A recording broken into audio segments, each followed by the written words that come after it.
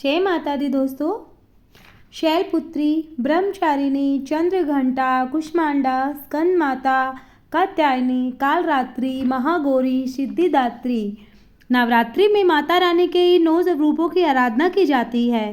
कहा जाता है कि अश्विनी मास के शुक्ल पक्ष की प्रतिपदा तिथि पर माँ भगवती इस धरती पर आती है और पूरे 9 दिनों तक यानी अश्विनी मास की शुक्ल पक्ष की 9वीं तिथि पर माँ दुर्गा अपने लोक में प्रस्थान करती है। तो इन 9 दिनों में माँ अपने भक्तों के घरों में विराजमान होती है और विधि विधान से उनकी पूजा की जाती है।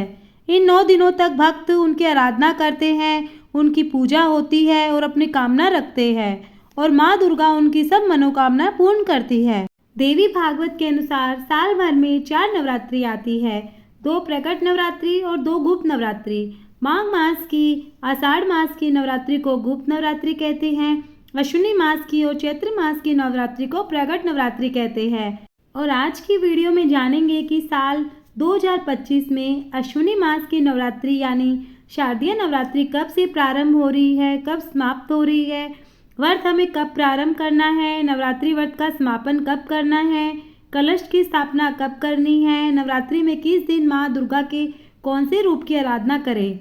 नवरात्रि में अष्टमी और नवमी बहुत महत्वपूर्ण मानते हैं। अष्टमी और नवमी कब है, दुर्गा विसर्जन कब है, कन्या पूजन और व्रत के पारण का शुभ मुहूर्त क्या रहेगा, दशहरा कब है, ये संपूर्ण जानकारी आज हम इस वीडियो में आपको देंगे। तो बात करते हैं नवरात्रि का प्रारंभ कब से होगा। अश्विनी मास के शुक्ल पक्ष की प्रतिपदा तिथि को प्रारंभ हो रहा है 22 सितंबर देर रात्रि 1:23 पर और समापन होगा 23 सितंबर देर रात्रि 2:56 पर। सूर्योदय काल में प्रतिपदा तिथि प्रारंभ होगी 22 सितंबर दिन सोमवार को। 22 सितंबर सोमवार को शारदीय नवरात्रि का प्रारंभ होगा और इसी दिन कलश की स्थापना होगी। 22 सितंबर को सूर्योदय काल का समय है 6:19 पर और सूर्यास्त का समय रहेगा शाम 6:19 पर। ब्रह्म मुहूर्त का समय सुबह 4:43 से 5:31 तक। नवरात्रि में प्रातः ब्रह्म मुहूर्त में उठकर स्नान करना चाहिए। अभिजीत मुहूर्त रहेगा सुबह 11:49 से दोपहर 12:30 तक। अभिजीत मुहूर्त में कोई भी हम शुभ कार्य कर सकते हैं। राहु काल का समय रहेगा सुबह 7:49 से 9:19 तक। राहु काल में कोई भी शुभ कार्य नहीं करना चाहिए। तो नवरात्रि में माता रानी के वाहन का बहुत महत्व होता है। किस वाहन पर सवार होकर माता रानी आ रही है, माता किस वाहन पर आ रही है, इसका निर्धारण सप्ताह के दिन के हिसाब से होता है। इस बार नवरात्रि का प्रारंभ सोमवार 22 सितंबर से हो रहा है। तो यदि नवरात्रि की प्रतिपदा तिथि सोमवार या रविवार को हो तो माता गज यानी हाथी पर सवार होकर आती है। अगर नवरात्रि मंगलवार या शनिवार को हो तो माता रानी घोड़े पर सवार मानी जाती है।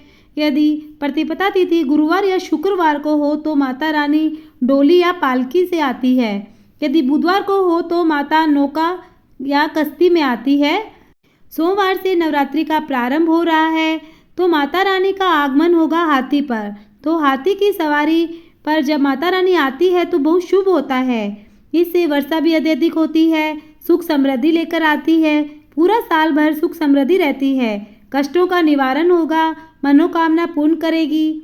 तो अब जानते हैं माँ को कौन से दिन कौन सी देवी की आराधना करनी है।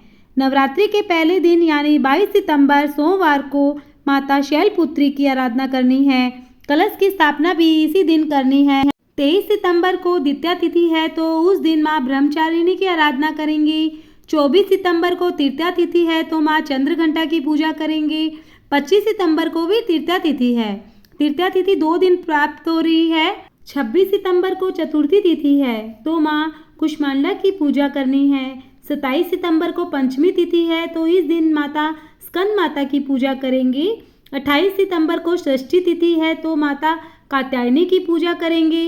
29 सितंबर को सप्तमी तिथि है तो इस दिन माता कालरात्रि की पूजा होगी और 30 सितंबर को अष्टमी तिथि है तो इस दिन माँ गौरी की पूजा करेंगे। इस दिन बहुत से घरों में कन्या पूजन भी होता है तो कन्या पूजन हवन इत्यादि हम कर सकते हैं। 1 अक्टूबर को माँ नवी है। इस दिन माँ सिद्धिदात्री की पूजा होती है जो कि माता का नवा रूप मानी जाती है और सिद्धियों को प्रदान करती है। इन 9 दिनों में जो फल प्राप्त होता है माँ सिद्धिदात्री की पूजा से मिलता है। नवरात्रि व्रत का पारण आप 9वीं तिथि को भी कर सकते हैं या फिर 2 अक्टूबर 10वीं तिथि को भी कर सकते हैं।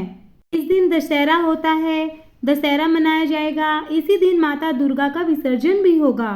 कई जगह पर पंडाल लगे होते हैं, माता की स्थापना की जाती है और 9 दिनों तक माता रानी की पूजा आराधना की जाती है। तो माँ दुर्गा का विसर्जन 2 अक्टूबर को किया जाएगा। अब जानते हैं कलश की स्थापना का शुभ मुहूर्त रहेगा। 22 सितंबर को हम कलश स्थापना करेंगे। शुभ मुहूर्त रहेगा सुबह 6:09 से 8:06 तक होगा। कुल अवधि होगी 1 घंटा 55 मिनट की। तो इसी समय कलश स्थापना होगी। अब मन में यह शंका होगी कि इस समय राहुकाल का समय रहेगा। तो देखिए, अगर आप राहुकाल प्रारंभ होने से पहले पूजा प्रारंभ कर देते हैं, जैसे कलश स्थापना का मुहूर्त होगा 6:09 पर, तो इसी समय आप कलश स्थापना कर देते हैं तो आपको राहुकाल का दोष नहीं लगेगा। अगर आप पहले से राहुकाल लगने से पहले पूजा प्रारंभ कर देते हैं तो उसका दोष नहीं लगेगा। कलश की स्थापना के 2 मुहूर्त हैं, एक जो पहले बताया था, दूसरा अभिजीत मुहूर्त जो कि 11:49 से दोपहर 12:38 तक रहेगा। तो आप अभिजीत मुहूर्त में भी कलश की स्थापना कर सकते हैं। तो ये थी आज की हमारी वीडियो। अगर आपको मेरी वीडियो थोड़ी भी पसंद आई है तो एक लाइक ज़रूर कीजिएगा।